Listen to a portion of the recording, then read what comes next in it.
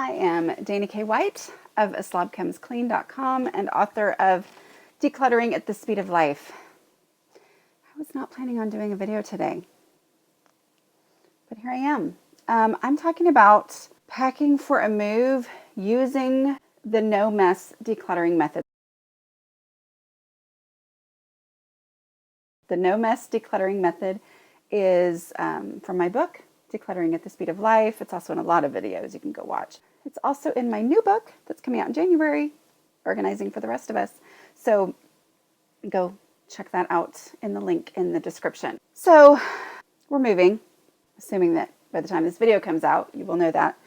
And today I tackled my own closet. The beauty of moving is that it forces all sorts of different dealing with spaces that when you just live in a house for a long time, you can kind of be fine as long as, you know, I've been applying the container concept so I could get into my closet and I could walk on the floor usually. So the container concept works and great, but this forced me to go through everything. So how do you apply the no mess decluttering method to moving? Well, let me just be really clear what the no mess decluttering method is. There's a 5-step process, but it's ultimately dealing with each thing as you remove it instead of waiting for later to deal with it, okay?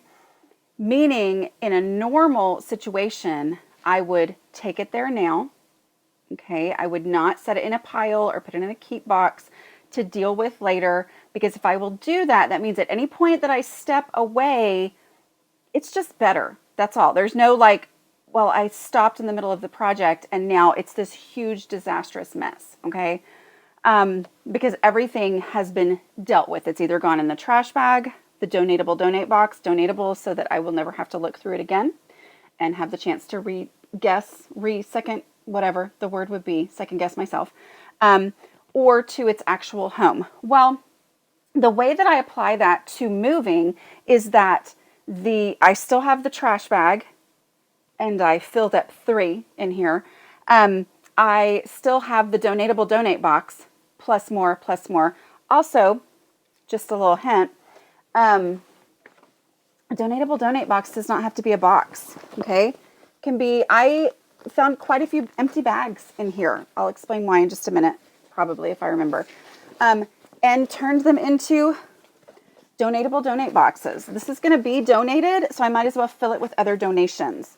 And then taking it there now, when I'm moving, means one of two things. It either means taking it to the actual place, if it has not been packed up yet, take it to the place where I would look for it in this house so that it gets packed along with things I would also look for in that space, which is going to hopefully make the unpacking and getting stuff together process easier on the other end of things.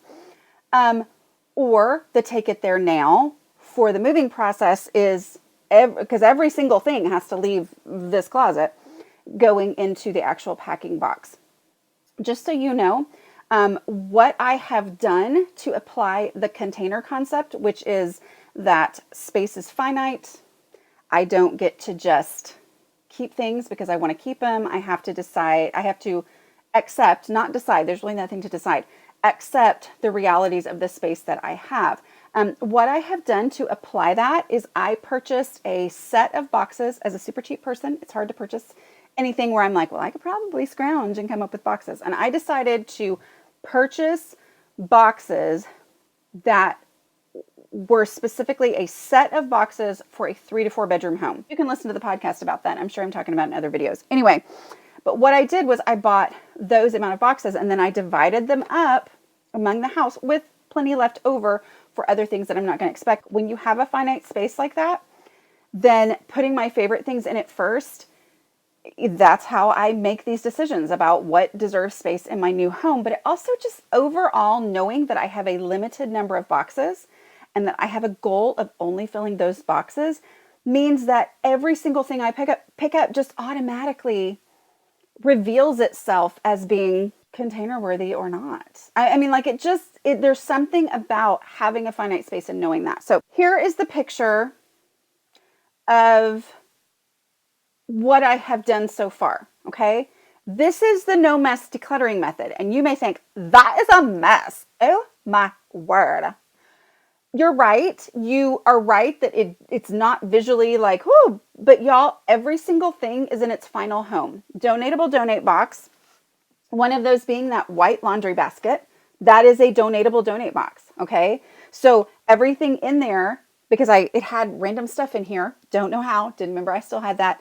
Anyway, I cleared it out, made final decisions about everything in it, and then turned it into a donate box. Okay. So all it has to do is go into the back of my Suburban to be donated. That's it. Okay. So there is no mess. It is nothing to be dealt with later. It is nothing to be overwhelmed at. It doesn't look nice, but all it is just a matter of carrying it there. There's 2 trash bags. There are other donatable donate boxes and bags that are waiting to be donatable donate boxes. Okay, so let me talk about a couple of the things that I made a decision about that honestly moving is helpful because I'm like, why would I take that to my new house where it was perfectly comfortable staying in here? Anyway, so one thing is my Toomey bag. This has my old initials on it, okay? This was a big deal. My parents got me these. I was about to do like this so you could see it closer up. I'm tired. Packing is a lot of work. Anyway, it has my old initials. I got this as a college graduation gift. And to me, I have no idea about anymore. But it's like at the point when I got it, I think it was supposed to be like one of the best, like one of the very best,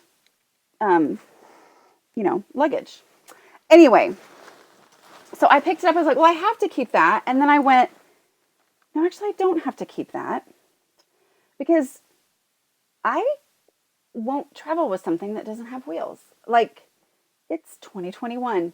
That is not going to happen. So anyway, so I just turned it into a donatable donate box. So it is now full of a whole lot of super fascinating, interesting stuff.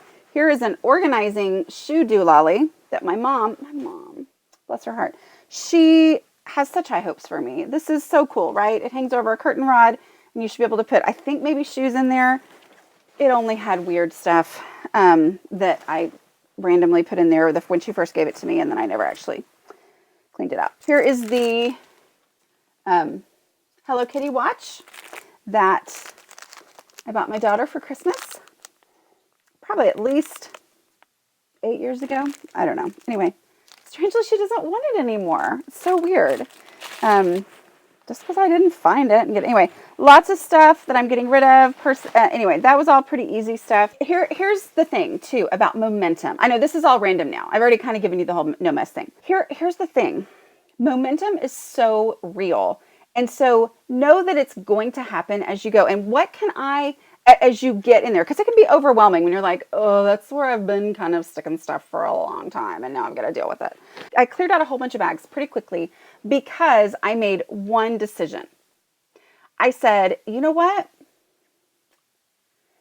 And this is painful, and some of y'all are going to make different decisions, and that's perfectly fine.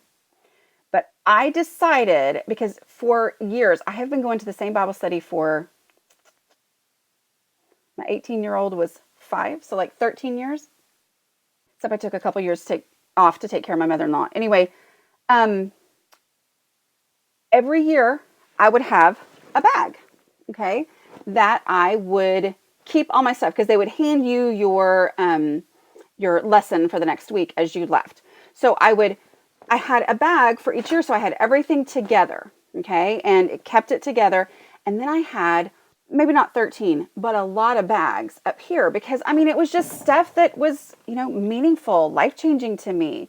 And I just realized, you know what? I don't think I've ever actually gone back and looked for anything specific in these. Because I'm continuing to do the study of more stuff and getting a lot out of that. And so I have never gone back and done that. And so I decided, okay, all of that is going to go. Well, that was one decision and it freed up at least 5 or 6 bags. And I was able to yes, some effort of pulling out the stuff and getting rid of it, but it happened really fast. You know what I'm saying? Like, so when you're totally overwhelmed, know that momentum is going to happen, but it only happens after you get started. Other things that I decided to get rid of. Here was a clue that everything else underneath this in a basket was probably going to be pretty easy to go through. I did still go through it. And I kept our house selling papers from 2 houses ago, like 20 years ago. I don't know. Anyway, but y'all tell me in the comments if you're like an IRS agent and whether I need to actually keep those or not. Anyway, this is postpartum care. My youngest kid is 15 and a half. So that was a nice clue that the rest of the stuff in that was going to be easy because it was real old. So now it is officially gone. I had kept it out for y'all. Ree gets mad when I'm like saying it as I'm whipping my head around. Okay. Not mad, but just like, I decided, I'm not even going to open it up because it kind of grosses me out. My 1987 cheerleader letter jacket. My mom probably decluttered it from her house and brought it to me, so I'd have to make the decision. Y'all, my 3 kids all have their own letter jackets.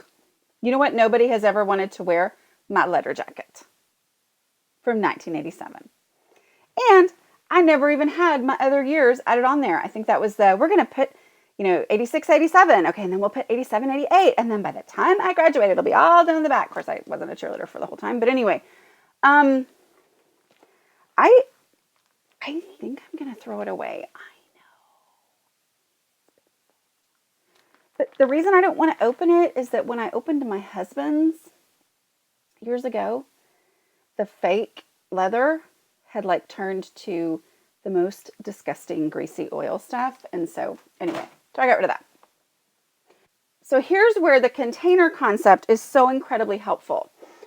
It is easy, especially for me who didn't used to understand that anything was a container, that there was any limit to how much stuff I could have in my house and it still be under control.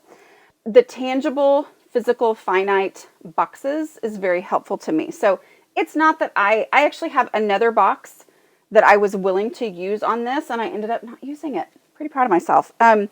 But I came across this. I think this is from when I was teaching.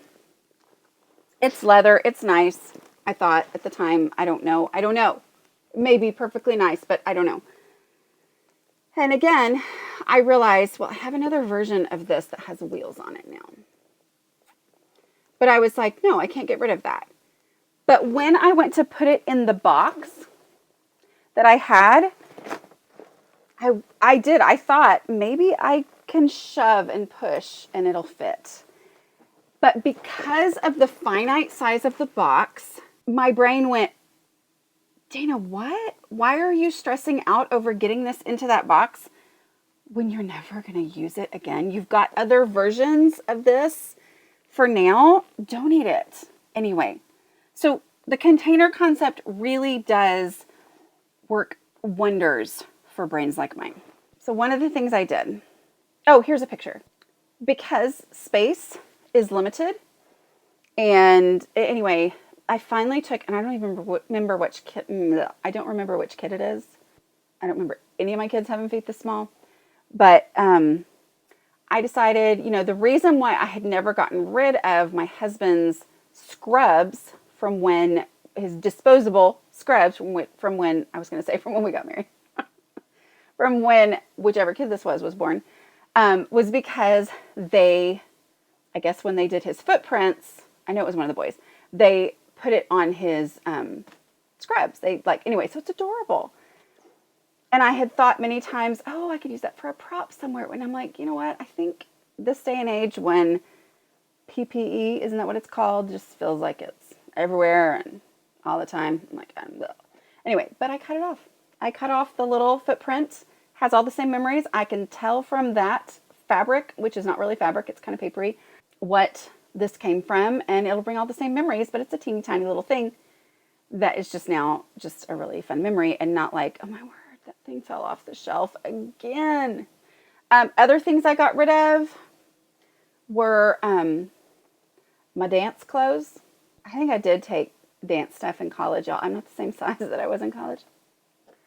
But I think I had kept them thinking, well, maybe these would be useful for my daughter someday. Well, my daughter is much more of a dancer than I ever was or ever will be. That's for sure.